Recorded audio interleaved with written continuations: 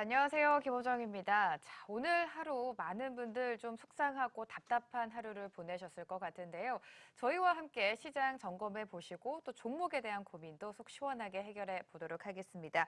이 시간에는요, 송재호 고수님과 함께 합니다. 어서 오세요. 반갑습니다. 안녕하세요.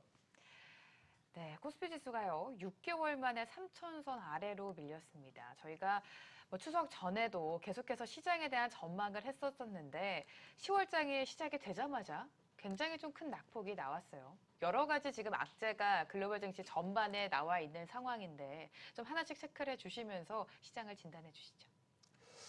네, 오늘 그 시장의 흐름만 보더라도 이제 첫 번째 지금 시장에서 팽배하게 불확실성이 형성하고 있는 재료를 보게 되면 첫 번째 이제 미국의 부채 한도에 대한 그 불확실성입니다. 뭐 임시 예산을 통해서 뭐 연장을 하긴 했지만 10월 18일까지 어느 정도 민주당하고 공화당이 협상 과정이 있기 때문에 이런 불확실성이 시장에 팽배한 흐름에서 있다는 점이고요. 여기 또 아래쪽에서 같이 연결되는 게 지금 인프라 투자하고 연결점이 있습니다. 1조 달러 그리고 3조 5천억 달러에 대한 인프라 투자가 동반 같이 협상하고 있는 상황에서 왜 공화당이 이렇게 부채 한도를 빨리 허락해주지 않는가 그 부분을 보게 되면 그 전에 트럼프 대통령이 이제 법인세를 인하했죠. 그렇게 인하했는데 이번에 그 인프라 투자 재원을 법인세를 민주당의 인상을 통해서 재원을 확대하겠다는 그런 부분입니다. 그래서 어떻게 보면 전 정부와 어떻게 보면 여당에서 했던 정책을 반대로 가기 때문에 적극적으로 지금 공화당이 협상을 하지 않고 있는 내용인 것 같습니다. 근데 이 내용 같은 경우에 보면 그 미국의 셧다운에 대한 우려 부분이긴 하지만 저도 항상 말씀드리지만 어쩔 수 없이 뭐 10월 중순까지는 이런 이슈가 전반적으로 그 시장 바탕에 끌고 갈 것 같습니다. 만약에 이런 부분이 해결될 때 시장은 일단 1차적으로 강하게 반등할 수 있는 재료라고 보시면 될 것 같아요. 그래서 지금 상황에서 뭐 10월, 11월, 12월 이렇게 끌고 가는 재료가 아니고 단기적으로 10월 안에 어떤 불확실성이 형성됐다라고 보시게 되면 잘 이겨낸다면 또 충분하게 반등이 강하게 나올 수 있는 부분이라는 점 말씀드리고요. 또 지금 현재 유가가 올라갔죠. 유가가 지금 뭐 경기가 안 좋다 이렇게 나오고 이런 상황에서 유가가 올라갔는데 유가의 수요 측면에서 보면 그렇게 좋지는 않습니다. 근데 왜 올라갔냐 보게 되면 현재 그 허리케인에 관련해서 멕시코만의 유전이 좀 안 좋았습니다. 그래서 좀 파괴되다 보니까 이 부분 때문에 공급의 문제입니다. 그래서 공급의 문제에서 11월 정도에는 해결이 될 것 같아요. 그래서 이런 인플레이션에 대한 우려 부분 이런 부분을 봤을 때는 충분하게 시간차를 두고 해결해 나갈 수가 있는 부분이고요. 지금 현재 연준이 전반적으로 인플레이션에 대해서 단기적인 이슈다고 이제 계속 밝히고 있는데 시장이 믿지 않고 있는 거죠. 그래서 조기 금리 인상, 유가도 올라오고 그러니까 조기 금리 인상에 대한 부분이 있지만 이런 흐름을 봤을 때는 내년 정도에는 충분히 인플레이션에 대해서 완화되는 그 어떤 스탠스가 되지 않을까. 그리고 최근에 스태그플레이션에 대한 우려도 있죠. 왜냐하면 지금 현재 전력난, 공급의 이슈 뭐 여러 가지를 봤을 때 스태그플레이션 같은 게 이제 마이너스 성장이거든요. 근데 실적으로 보게 되면 수요는 견조합니다. 그렇기 때문에 뭐 중고차 가격도 상승하고 있는 상황인데 문제는 이제 공급이 제대로 안 되기 때문에 그렇습니다. 그래서 이 부분은 충분히 이제 수요가 문제일 경우가 가장 이제 핵심적인 시장의 좀 추가적인 하락이 되겠지만 이 공급적인 문제 때문에 시장이 발목이 잡혀 있긴 하지만 이 부분은 시간차를 두고 단기적으로 그 해결된 부분은 아니긴 하지만 시간차를 두고 해결할 수 있는 흐름으로 봤을 때는 시장에서 좀 그래도 좀 시간차를 두고 좀 해결해 나갈 수 있는 흐름으로 좀 보시면 좋을 것 같아요. 그래서 영원한 악재는 아니다. 정해진 악재라는 점 보시고 대응하시면 좋을 것 같습니다. 언젠가는 어쨌든 해결될 악재이긴 한데 많은 투자자분들은 시장이 이렇게 계속해서 말 그대로 무섭게 좀 하락을 하다 보니까 좀 언제가 저점인 건가 이런 생각을 하실 것 같아요. 물론 뭐 저점을 정확하게 짚어주실 수는 없지만 계속해서 좀 하락이 열려 있는 건지 아니면 그래도 좀 반등을 기대해도 되는 건지 그게 궁금하거든요. 그러니까 오늘 그 시장의 네. 흐름을 딱 정확하게 보게 되면 좀 그 미국의 뭐 어떻게 보면 이제 경구형 코로나 치료제 영향을 더 많이 받았던 것 같습니다. 부채 한도에 대한 투자심도 안 좋고 헝다그룹 관련해 거래 정지되어 있는 상황에서 이런 경구형 코로나 치료제가 출시되면서 이드 코로나 관련돼서 이제 시장이 갑자기 이제 전환되면서 그동안 그래도 시장에서 백신주라든지 백신 CMO 그리고 진단키트 거기에 또 코로나 치료제 쪽에 우리나라 시장이 상당히 시가총액이 많이 올라와 있는 상황에서 이 경구형 코로나 치료제가 임상 이상에서 좋은 결과가 나오다 보니까 약간 이제 이드 코로나 관련해서 이제 좀 이제 수급이 좀 빠져나가면서 어떻게 보면 그 외국인의 매도보다는 개인들의 어떤 수급이 빨리 이동하면서 좀 영향을 받았던 것 같습니다. 그렇다면 어떻게 보면 이제 지금 미국발에 관련된 이슈는 어느 정도 시장에 좀 적용이 좀 되어가고 있는 상황으로 보시면 될 것 같고, 시장이 오늘 헬스케어 업종이 좀 더 하락하면서 시장이 급락이 나왔기 네. 때문에 반등을 많이 못했던 것 같아요. 그러면 충분히 그 경구 코로나 치료제 관련된 이런 재료가 좀 반영이 돼 봤을 때는 저점이 어느 정도 가까이 와닿았다는 것을 좀 느낄 수가 있을 것 같습니다. 일단은 어느 정도 이제 2,950선, 뭐 코스닥은 이제 950선 이렇게 치열한 공방이 이어질 걸로 보이는데요. 핵심적인 내용은 일단 시간차적인 차원에서 보면 10월 중순까지는 이런 오르락 내리락 하는 시장이 좀 연출될 것 같다는 분 말씀드리고요. 특히 코스닥에서는 오늘 외국인이 프로그램 동반해서 1,000억 정도 매수가 들어왔고 기관도 매수가 들어왔다는 점이고요. 결국은 외국인과 기관의 입장에서는 이 시장을 폭락을 원하는 것 같아요. 개인들의 투매를 원하고 있습니다. 네. 근데 지금 개인들이 거기에 맞춰서 지금 투매를 하고 있는 상황이거든요. 그러면 투매가 어느 정도 나온 이후에 아마 강하게 한번 반등 나올 것으로 보고 있습니다. 자, 앞서서 지금 뭐 경구용 치료제 코로나 이야기를 잠깐 해주셔서 상담에 마침 들어와 있어서 좀 종목 상담 짧게 들어보도록 하겠습니다. 문자로 들어온 종목인데요. 이 종목에 대한 고민은 오늘 깊으실 것 같습니다. 셀트리온 제약 매수가 15만 원에 비중 60% 들어와 있습니다. 오늘 이 종목이 왜 하락했는지는 모두가 이제 알 것 같아요. 그렇다면 지금 이 타이밍에서 매수가 15만 원에 비중이 60%인데 어떻게 대응을 하면 좋을지 전략을 세워주시죠. 네. 좀 어려운 그냥, 질문이긴 합니다. 네. 비중이 어떻게? 60%입니다. 비중이 커요. 네, 비중이 네. 크시는데, 일단은 오늘 어떻게 보면 이제 코로나 치료제에 대해서 이제 유럽에 대해서 승인을 기다리고 있는 상황이죠.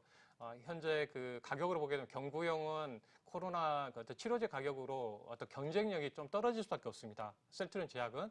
네, 그러다 보니까 오늘 이제 관련해서 치료제 관련주들이 상당히 많이 좀 조정이 나왔는데, 지금 상황에서 이제 전략적으로 대응하신다면은 60%니까 아마 그 코로나 치료제 관련해서 이 종목이 이제 주목받았을 때가 가격대로 보시게 되면 한 12만 원, 네. 10만 원에서 12만 원 구간이거든요. 그래서 지금 구간에서는 좀 비중을 이제 조금 한 10% 정도만 줄이시고 나머지 50%로 이제 대응을 하신다고 생각하시면 좋겠어요. 비중이 너무 크시니까. 네네. 비중이 한 30%라면은 가지고 가시라고 말씀드릴 텐데 비중이 그래서 워낙 크니까. 네, 네. 그래서 이 종목은 이제 코로나 치료제나 이런 부분만 보지 마시고요.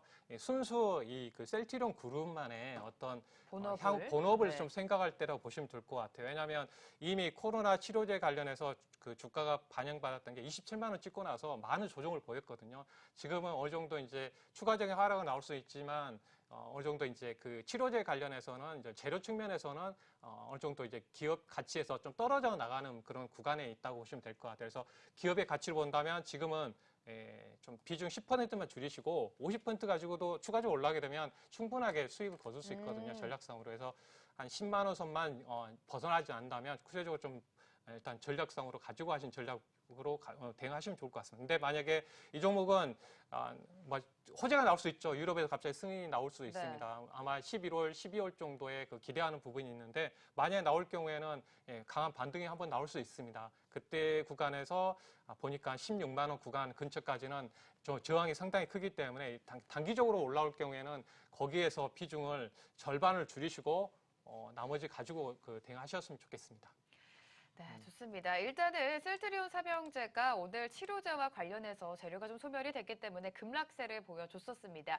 하지만 그래도 본업에 집중을 해보면 그래도 상승이 기대되는 종목 중에 하나이기 때문에 장기적으로 좀 보유했으면 좋겠다라는 말씀해 주셨고요. 자, 오늘 같은 장에서 사실은 대부분의 업종에 좀 밀리고 하락을 했습니다. 그 와중에 지금 미디어와 엔터주가 그나마 상승세를 좀 보여주고 있는 상황인데 이 업종에 대해서는 좀 긍정적으로 바라봐도 될까요? 네, 일단은 네. 현재 그 시장이 좀 안 좋게 되면 네. 이쪽에 관련해서 어떻게 보면 이제 가는 종목 쪽에 많이 쏠린 맞습니다. 부분이 있고 엔터주 같은 경우는 이게 대표적인 코로나 피해주이면서 네. 이드 코로나 관련해서 이제 그 하이브 같은 경우에는 11월 달에 이제 공연이 미국에서 잡혀 다시 하죠. 있잖아요. 네. 그래서 그동안 그 위기 속에서 온라인, 오프라인 어떤 플랫폼 기업으로서 변신을 많이 했습니다. 그러다 보니까 이런 어려운 상황에서도 시장이 흔들려도 전반적으로 지금 반등이 나오고 있죠. SM부터 YG엔터, JRP. 그러니까 이런 종목들은 추세적으로 더 집중해서 이드 코로나 관련해서 계속 좀 더 직접적인 수혜가 될 가능성이 있습니다. 우리가 유럽의 그 축구 경기를 보더라도 전반 관중이 다 꽉 차 있는 상황이고요. 거기에 또 마스크를 쓴 사람이 없습니다. 그게 봤을 때는 공연, 그러니까 적은 돈을 들여서 어떻게 보면 그동안 맡기가지 못했던 부분이 엔터 쪽이 될 것 같아요. 해외 쪽으로 못 나가더라도 어떤 공연장이 형성됐을 때 그 부분이 있고요. 이제 추세적으로 더 이제 가격적으로 엔터주가 좀 많이 올라와서 부담된다 그럴 경우에는 미디어 업종, 이 오징어 게임 관련해서 이제 추가적으로 내용 보게 되면 그 넷플릭스 제 세계 83개국에서 지금 1위를 인도에서 1위를 그 애국 영화 1위 한 경우는 되게 없습니다. 저도 인도 영화를 보게 되면 뭐 춤을 추거나 그렇게 컨텐츠에 들어가지 않을 경우에는 상당히 히트하기 힘든데 오징어 게임이 상당히 기대되는 어떤 컨텐츠의 바람이 될 것 같아요. K-팝처럼 이런 K 컨텐츠 관련해서 상당히 주목이 되고요. 이번에 뉴스에서 관련해 보니까 이 뽑기 관련해서 체험하기 위해서 네. 프랑스에서 맞아요. 250m의 그 길을 줄을 쫙 서 있는 모습을 보면서 이제는 K-팝을 넘어서 K 컨텐츠 관련해서 상당히 굉장한 영향력이죠. 영향이 있을 네. 것 같습니다. 그래서 관련된 기업 많이 좀 있습니다. 그래서 전반적으로 이제 그 사마 네트웍스라든지 초세련도 좋고요. 뭐 키시트라든지 웨이스토리, 뉴라든지 이런 종목들이 있거든요. 그래서 이게 이제 OTT 관련해서 이제 디즈니 플러스가 11월 20일 날 국내 런칭해서 들어옵니다. 그래서 런칭 LG U 플러스의 IPTV, 그 KT 통해서 모바일 쪽으로 서비스가 들어오는 점이 있고 또 애플 TV도 들어오고요. 그리고 HBO도 이제 국내에 들어오기 때문에 컨텐츠가 있어야 되겠죠. 컨텐츠 경쟁이 좀 치열할 것으로 보고 있기 때문에요. 어떻게 보면 우리나라 그 드라마 제작사들이 상당히 기회를 잡고 가고 있다. 그리고 네. 스튜디오 드래곤 같은 경우에는 그동안 뭐 그 코로나 때문에 대작을 좀 못했던 점이 있었는데 그렇죠. 네. 이제 향후에는 좀 더 이 부분이 좀 수월해진 점을 봤을 때는 저점에서 관심 있게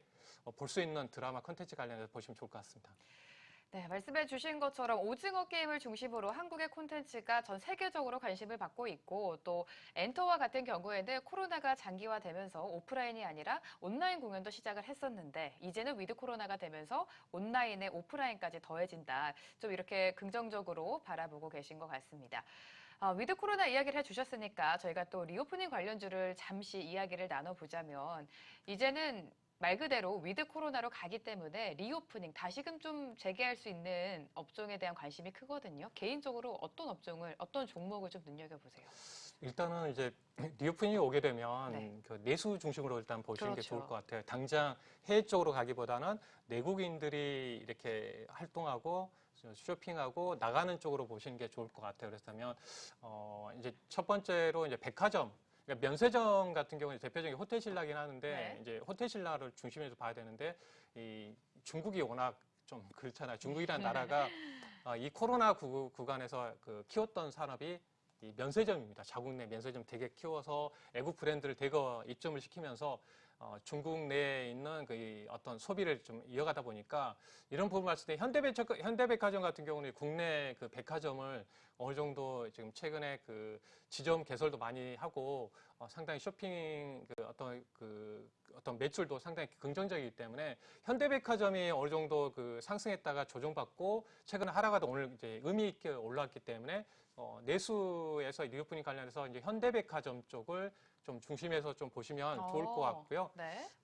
카지노 관련해서는 이제 뭐 워낙 강원랜드 이제 내수 저번에도 저점 있을 때 항상 말씀드리는 강원랜드 먼저 보시라고 그러니까 내수 그 입장에서 내국인 입장에서 보라고 말씀드렸는데 강원랜드는 어떤 단기적인 트렌드만 좀 대응할 필요는 있을 것 같습니다. 그리고 화장품 쪽에 봤을 때는 중국 기업들이 로컬 기업들이 상당히 코로나 부분에서 커버렸습니다. 그러다 보니까 우리나라 국내 이제 고가 브랜드 관련해서 뭐 LG 생활건강이라든지 최근에 이제 아모레퍼스트가 좀 안 좋았죠. 그런 부분 어딘가하면 ODM 기업들이 좀 중심에 있는 것 같아요. 화장품에서 리오프닝 관련해서 왜냐하면 이제 좋은 원료를 공급받아서 화장품을 만들거나 그러게 하는 상황이기 때문에 그래서 지금 이제 코스맥스 정도에서 보시면 좋을 것 같습니다. 네, 각각 업종 중에서도 눈여겨볼 만한 종목을 짚어주셨습니다. 이렇게 정리를 도와드리고요. 지금 유튜브 댓글창과 샵 8181의 문자창을 통해서 실시간으로 여러분들의 종목 고민 받고 있습니다. 많이들 참여해 주시기 바라고요. 자, 저희 그러면 종목 상담 이어가 보도록 하겠습니다. 첫 번째로 살펴볼 종목은요. 이녹스 첨단 소재 올라와 있고요. 매수가가 43,300원에 비중이 32%입니다. 자, 지금 38,400원 오늘 마감을 했고요. 오늘 같은 하락장에서 그래도 빨간불을 지켜냈습니다. 어떻게 대응을 하면 좋을까요? 이 종목 같은 경우는 이제 무상증자를 이제 그 9월 달에 하면서 좀 이제 외국인과 기관에 좀 차익이 나온 것 같아요. 그 전에 보게 되면 무상증자 하기 전까지는 추세적으로 이제 OLED가 지금 핵심이었습니다. 덕산 네이록스하고 함께 주도해서 올라갔었죠. 그래서 최근에 지금 그 LG 디스플레이도 OLED TV에 있어서 상당히 그 반응이 좋았고, 이제 삼성 같은 경우에도 이 OLED 관련해서 애플에다가 이제 공급도 잘하고 있는 상황이기 때문에 거기에서 향후에 봤을 때는 이제 그 삼성에서 11월 달에 이제 컨터닷 OLED TV 관련해서 이제 시제품이 나올 가능성이 있습니다. 그래서 이미 이제 소니하고도 이제 어느 정도 협업을 하기로 결정했기 때문에 향후에는 이제 큰 그림에서 봤을 때는 이제 OLED TV 쪽이 좀 대세가 좀 될 것 같아요. 그래서 지금 흐름에서는 이제 5만 원 구간에서 무상증자 물량이 나오면서 지금은 이제 물량 소화 과정으로 보시면 좋을 것 같아요. 그래서 최근에 그 9월 달은 외국인하고 기관의 물량까지 소화했다. 네, 그런 상황에서 이제 차트를 보시게 되면 38,000원 구간 이 정도 선에서는 어느 정도 계속 그 지지해 줄 가능성이 있어 보입니다. 왜냐하면 이제 삼성도 이제 OLED TV를 본격화할 것으로 보고 있기 때문에 그 부분도 있고요.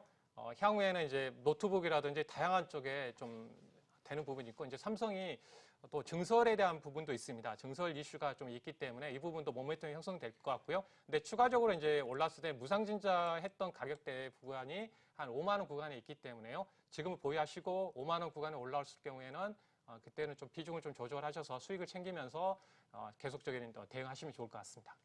네, 일단은 이렇게 전략을 세워주셨고요. 다음 종목도 빠르게 만나보도록 할게요. DB하이텍 올라와 있고요. DB하이텍 매수가는 56,200원에 비중이 20%입니다.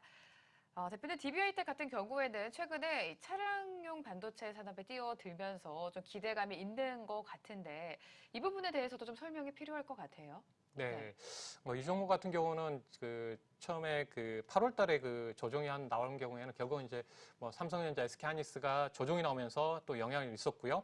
네, 5월 달은 또 SK하이닉스가 파운드리 사업에 또 뛰어든다고 하다 보니까 영향을 받았긴 했는데, 지금 어떻게 보면 이제 그 반도체 시장이 워낙 안 좋다 보니까 전반적으로 같이 흘러내렸다고 보시면 될 것 같습니다. 그래서 큰 어떤 수급에서 보면 그동안은 9월 달부터 8월부터 9월 달에는 외국인 기관이 일부 조금씩 이제 매도가 나오면서 흘러내려와 있는데, 지금은 이제 보유하는 전략을 대응하시면 좋을 것 같고요. 그래서 이 종목이 한 5만 원 선만 이탈하지 않는다면 추가적인 어떤 박스권 흐름이 좀 연출될 가능성이 있습니다. 그리고 차량용 반도체 이렇게 비메모리 지금 상당히 부족합니다. 그러니까 메모리가 문제되는 게 뭐냐면 이게 IT 부품 한쪽에서 공급이 제대로 안 되다 보니까 그런 부분이 있습니다. 그래서 지금 당장 부족하는 부분이 있는데 거기에 수혜를 받고 있는 회사가 DB 하이텍이기 때문에 나중에 뭐 차량용 반도체 관련해서 시간차가 필요하긴 하지만 또 하나의 먹거리로, 그러니까 여기에 하나 더 이 종목이 만약에 급등이 나와야 된다. 네. 추가로 나올 경우에는 증설에 대한 이슈가 나와야 됩니다. 이렇게 호황인데 왜 증설을 안 하느냐. 이제 결국은 이제 경영자분들이 혹시나 또 이제 시장이 이런 부분이 이제 단기적 코로나 끝나면 이제 꺾일 수가 있지 않을까 우려감이 있는데, 그런 이슈가 나왔을 때 전반적으로 지금 한 작년 뭐 1월 달처럼 올해 1월 달처럼 강하게 나오려면 증설 이슈가 나와야 된다. 증설 이슈가. 네, 그래서 지금 상황에서는 5만 원 구간에서 아마 박스권의 흐름을 계속 이어갈 것으로 보고 있습니다. 그래서 다시 추가적으로 올라올 경우에는 한 6만 대 후반 정도 6만 8천 구간을 열어놓고 보셨으면 좋겠고요. 아마 반도체 관련해서 만약에 그 흐름이 올라온다고 할 경우에는 언제 올라가느냐. 결국은 추세적으로 11월 달 정도 생각하시면 좋을 것 같아요. 왜냐하면 그때 10월 말 정도에 이 반도체 가격 고정 가격이 발표가 있는데 큰 변동이 없거나 예상보다 하락폭이 적다면 반등할 수 있는 기회가 좀 열릴 수 있기 때문에요. 네, 많이 조정 나왔으니까 11월 달을 타이밍으로 보시면 좋을 것 같습니다. 네, 좋습니다. 이렇게 정리해 드리고요. 다음 종목도 빠르게 만나보도록 하겠습니다. 살펴볼 종목은 바로 더존비즈원 올라와 있고요. 매수가가 10만 200원에 비중이 50%입니다. 더존비즈원 주가가 좀 상승을 하는가 싶더니 최근에 계속해서 좀 밀리면서 9만 원 아래까지 좀 내려가 있는 상황입니다. 비중이 50%이기 때문에 지금 굉장히 좀 고민이 되실 것 같거든요. 예. 네. 이 종목 같은 경우는 이제 그 8월 달부터 해서 5일선을 타면서 추세적으로 계속 상승했습니다. 네. 그래서 전반적으로 상당히 이제 외국인 기관의 수급이 연달아 들어왔던 점이 있고요. 근데 지금 매수했던 이제 그 주체들은 좀 빠져나가지는 않았던 점이 여기에 있고요. 그래서 이 회사 같은 경우는 워낙 실적이 뒷받침되는 그런 기업입니다. 그래서 이 하락했던 주요 요인은 다른 데 있는 건 아니고요. 이 종목이 이제 전고점 부분까지 매물대 구간에서 차트 흐름으로서 보게 되면 이제 저항을 받다 보니까 이런 부분에서 영향을 좀 많이 받았다 보시면 될 것 같아요. 그래서 나중에 충분히 한 11만 원 구간에 한번 반등이 나올 겁니다. 그래서 지금 구간에서는 보유하고 가시는 전략으로 대응하실 필요가 있겠고요. 만약 여기서 추가적으로 조정이 나올 경우에는 매수 기회가 될 것 같아요. 그래서 네. 뭐 신규적으로 이 종목에 대해서 관심 있게 보신 분들은 이 구간에서 이제 분할 대응해서 보실 필요가 있다는 점 말씀드리고 단기적으로 이때처럼 다시 강하게 올라가게 해서 시장이 좀 안정화되는 흐름이 좀 필요해 보인다는 점 말씀드리고요. 근데 한 11만 원 구간 정도에서는 일단 다시 좀 매도하는 전략, 수익을 챙기는 전략으로 대응하시면 좋을 것 같습니다. 지금 좀 조정이 있지만 그래도 다시금 올라올 수 있는 여력이 있다. 11만 원 선까지는 좀 긍정적으로 바라봐 주셨습니다. 다음 종목은요. OLED 관련주 올라와 있습니다. 덕산 테코피아 있고요. 매수가 살펴보시면 27,300원에 비중이 10%입니다. 네, 이 종목 같은 경우는 OLED 소재이면서 반도체 소재이면서 2차 전지 관련된 소재입니다. 네. 그래서 쭉 보시게 되면 이 종목은 올해 1월 달부터 해서 쭉 그 어떤 추세를 계속 탔습니다. 그래서 한 33,700원까지 좀 추세적으로 상승을 하다가 최근에 이제 좀 이탈했죠, 시장 때문에. 근데 지금 구간에서는 보유하고 가는 게 맞겠죠. 왜냐하면 OLED 쪽도 양호한 흐름이 좀 이어지는 부분이 있고요. 2차 전지 부분도 이런 소재라든지 부분도 연결됨이 있기 때문에 지금은 보유하고 가시는 전략으로 대응하셨으면 좋겠습니다. 근데 추가적으로 이제 이 종목 같은 경우는 나중에 반등이 나올 겁니다. 그래서 최종적으로 이 종목은 뭐 그 200일선 정도 22,000 구간에 내려오면 추가적인 매수 기회로 활용하시면 좋을 것 같고요. 만약에 이 구간에서 상승의 흐름이 좀 연출될 경우에는 아마 추가적으로 봤을 때는 한 3만 원대에서는 다시 한번 저항이 형성될 것 같습니다. 그래서 단기적으로 강한 슈팅의 흐름이 나오기 위해서는 미국 부채 한도 해결이 좀 돼야 되는 점 염두해 주시면 좋을 것 같고요. 실적주이면서 성장주이기 때문에 한번 나올 때는 좀 상승 여력이 좀 크게 나올 수도 있습니다. 그래서 근데 추가적으로 3만 원 초반대 올 경우에는 일단은 이제 매도하는 전략으로 대응하시면 좋을 것 같습니다. 네. 좋습니다. 일단은 이렇게 정리를 도와드렸고요. 저희 시간 관계상 종목 상담은 여기서 마무리를 지어야 될 것 같습니다. 보다 더 자세한 이야기는 잠시 후 강의에서 이어지니까요. 많은 분들 참여해 주시기 바라고요.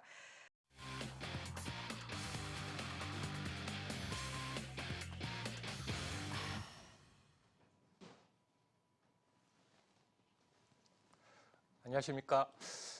오늘 그 주제는 이제 오징어 게임이 쏘아올린 이제 미디어 컨텐츠 관련된 기업에 대해서 소개를 해드리려고 합니다. 지금 이제 오징어 게임이 지금 시장에서 핫하죠. 넷플릭스 전 세계 83국에서 지금 1위를 달리고 있습니다. 네, 이게 이제 단순한 어떤 이제 반짝하는 재료가 되지는 않을 것으로 보고 있는데요. 왜 그러냐면 전반적으로 지금 K-팝이 어떤 전 세계를 좀 좌지우지하는 것처럼 이제 향후에는 이런 K 컨텐츠 관련해서 상당히 시장이 확대될 걸로 보고 있습니다. 그래서 오징어 게임이 전반적으로 우리나라 컨텐츠 산업을 전 세계적으로 이제 확대할 것으로 보고 있기 때문에 거기에 관련해서 전반적으로 이제 드라마 제작사가 전반적으로 수혜가 될 걸로 보고 있고요. 지금 현재에서도 넷플릭스도 이제 국내 진출된 부분도 있지만 향후에 지금 이제 12일 같은 경우는 이제 디즈니 플러스도 국내에 상륙하고요. 향후에 애플 플러스, HBO 맥스까지 국내에 좀 이어서 들어온다면 콘텐츠 경쟁력 차원에서 상당히 한국 드라마 부분이 좀 경쟁력이 확대될 걸로 보고 있고 이런 글로벌 기업을 통해서 해외 쪽으로 콘텐츠가 본격화해서 진출할 걸로 보이기 때문에 관련된 기업들에 대해서 우리가 알아두신다면 여러분들 투자하시는 데 큰 도움이 되실 것 같습니다. 네, 일단 뭐 오징어 게임 이제 그 포스터인데요. 여러분도 또 유튜브를 통해서라든지 내용을 많이 보셨을 겁니다. 상당히 흥미있고 재미있게 저도 봤는데 관련해서 한번 이어서 보도록 하겠습니다. 지금 현재 이 세계 지도인데요. 거의 넷플릭스가 진출한 나라의 여기 빨간색입니다. 여기에 1위를 차지하고 있는 게 이제 오징어 게임입니다. 대한민국 사람으로서 정말 자랑스러운데 그만큼 어떤 세계 콘텐츠 관련해서 평정을 했다고 봐야 되겠죠. 일주만 한 게 아니라 지금 계속 몇 주 동안 계속 일을 하고 있는 점이 상당히 기대되는 부분이 있고요. 전반적으로 이 오징어 게임을 좀 체험하기 위해서 각종 프로그램에서 진행하고 있는데 상당히 반응도 좋고 여기에 관련된 산업 그 상품들도 상당히 잘 팔리고 있고요. 10배까지 그 어떤 가격 상승의 그 어떤 흐름을 봤을 때 컨텐츠 관련해서 상당히 많이 관심이 이어질 걸로 보고 있습니다. 네. 이제 특징적인 내용 중에서 이제 하나 보게 되면 이제 미국 같은 경우는 이제 그 세계적으로 이제 가장 1위를 달리고 있는 그 드라마가 이제 오티스의 비밀 상담소라는데 그 드라마를 이 오징어 게임이 넘어섰고요. 어떻게 보면 이제 넷플릭스 통틀어서 가장 흥행하는 드라마로 이제 오징어 게임이 이제 이름을 올릴 것으로 보고 있습니다. 여기에 따라서 향후 나온 것처럼 이제 글로벌 흥행 흐름에 따라서 한국 콘텐츠 관련해서 산업에 많은 그 확장성이 좀 증명됐다는 점에서 중요하게 보고 있고요. 이제 오징어 게임 이제 시즌 2가 이제 제작되는 점, 이 부분도 우리가 눈여겨 보시면 좋을 것 같습니다. 초반에 제가 말씀드린 대로 DJ 플러스 관련해서 이제 11월 12일 날 또 이거 어떤 정도 출시되기 때문에 전반적으로 여기에 관련된 기업을 한번 확인해 보게 되면 뉴가 최근에 그 주가를 좀 그래도 우상향해서 올라오는 점 보게 되면 이 디즈니 플러스의 공급이 이슈가 되는 게 이제 두 가지 작품이 있습니다. 그리고 내년에는 그리드라는 작품이 있고요. 이런 에이스 팩토리라는 회사가 또 만듭니다. 그리고 향후에는 애플 TV부터 HBO 이런 진출 OTT 간에 이제 경쟁이 심하겠죠. 그래서 관련된 드라마 제작사 수혜가 예상되고 있는 상황에서 예를 들어서 넷플릭스 같은 경우는 이제 그 투자가 이제 시작됐다고 보고 있습니다. 왜 그러냐면 이 한국 콘텐츠 관련해서 올해만 해도 5,500억 원에 대해서 엄청난 투자를 하고 있는 상황이고요. 전년 대비해서 65% 이제 시작에 불과한다는 거고요. 지금 현재 그 넷플릭스에서 한국인이 가입자가 2.8%인데 지금 여기에서 나오는 이제 매출이 한 1조 정도 되고 있습니다.